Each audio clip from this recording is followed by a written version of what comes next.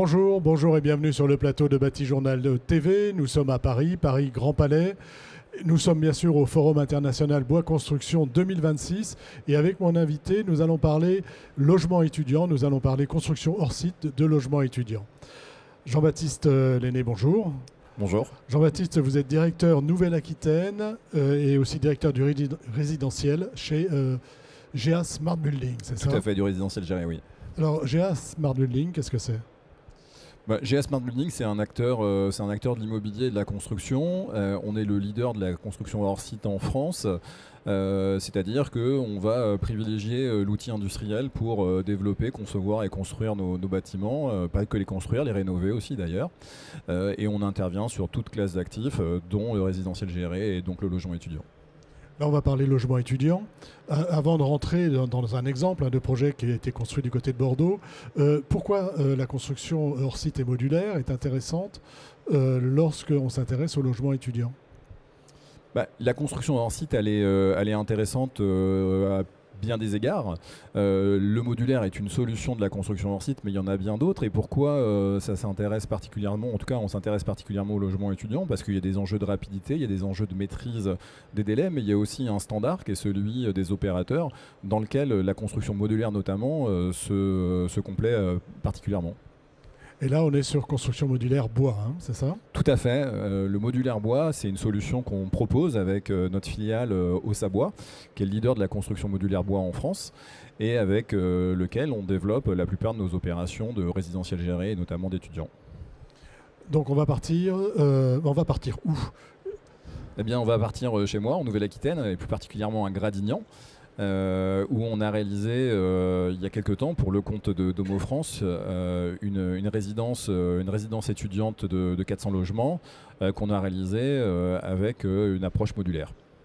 Qui étaient les architectes sur ce projet? Alors c'était Flint, également un architecte de Nouvelle-Aquitaine, avec qui on a travaillé assez en amont ce sujet-là, puisque c'est un sujet en conception-construction, donc ça veut dire que l'architecte a eu comme cahier des charges d'intégrer très rapidement l'approche hors-site modulaire qu'on lui a proposée, et ce qui lui a permis d'avoir une approche très, on va dire, très intégrée avec l'industriel qui était Ossabois. Expliquez-nous un petit peu le projet. Quels étaient les besoins, comment on y répond, et ensuite comment le modulaire permet d'y répondre plus facilement apparemment.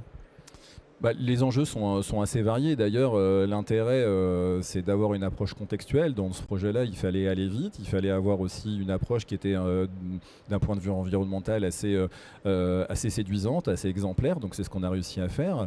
Et puis, au-delà d'aller vite, il faut sécuriser des délais. Et c'est ce qu'on a réussi à faire avec cette proposition. En termes de délai, à partir du moment où on pense le bâtiment et où il est livré, il se passe combien de temps? Entre le moment où...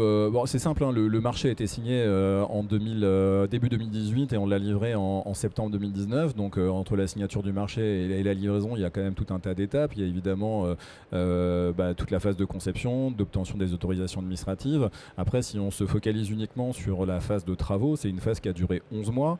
Pour 400 logements, ça fait plus de 6200 mètres carrés de surface habitable. Donc c'est quand même des délais qui sont records.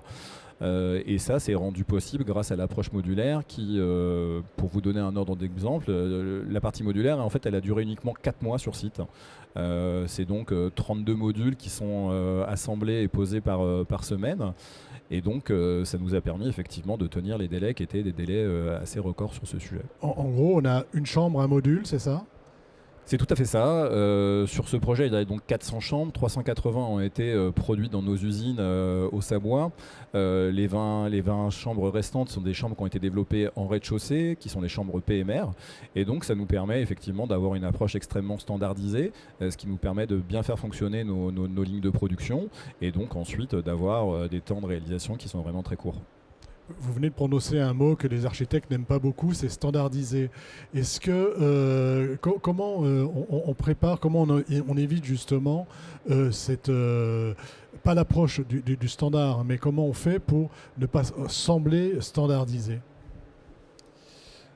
Tout d'abord, en fait, il y a une forme il faut qu'on discute très en amont avec les équipes de maîtrise d'œuvre, avec les architectes. Moi, je pense qu'il n'y a aucun architecte aujourd'hui qui est contre cette approche-là. Ils sont plutôt même à l'aise avec. On leur donne un cahier des charges, on leur donne des règles, on leur donne qui sont des règles industrielles en fait. C'est intégrer l'industriel dans la conception et ensuite après libre à eux d'imaginer l'assemblage, d'imaginer les bâtiments. Et donc en fait, c'est une contrainte finalement supplémentaire qu'on leur propose d'intégrer dans leur conception, mais qui leur permet aussi bien des avantages, parce que en fait, l'approche modulaire, c'est aussi une approche qualitative. La qualité, c'est un aspect qui est extrêmement important pour les architectes. Ils y sont particulièrement sensibles, et donc nous, ce qu'on leur propose, c'est d'améliorer la qualité de l'architecture en fait avec le modulaire. Oui, parce qu'on n'a pas parlé de l'intérêt de la construction hors site, mais est-ce que vous pouvez nous rappeler rapidement les intérêts en termes de qualité? On a vu les délais, mais il y en a d'autres.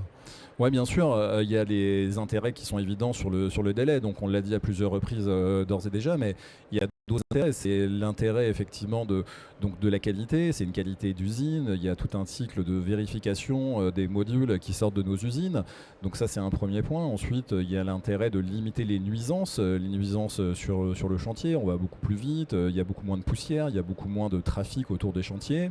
On améliore également le volet environnemental parce qu'on utilise mieux la matière.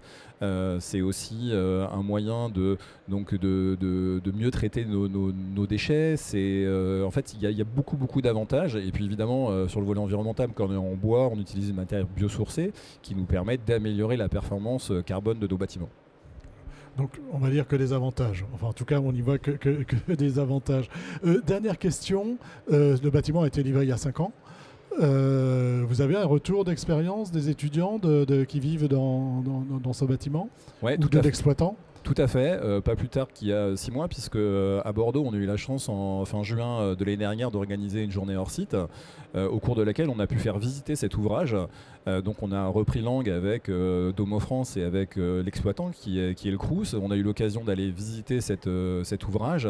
On s'aperçoit qu'il est en parfait état, que les étudiants s'y sentent bien. On y a été pendant une période de canicule, donc il y a souvent des détracteurs qui racontent que le bois c'est pas quelque chose de pertinent quand il fait chaud. Je peux vous dire qu'on y a passé l'après-midi, qu'on était au frais et qu'on était très bien. Donc c'est une résidence qui vieillit bien et c'est un superbe exemple de ce qu'on peut faire en modulaire.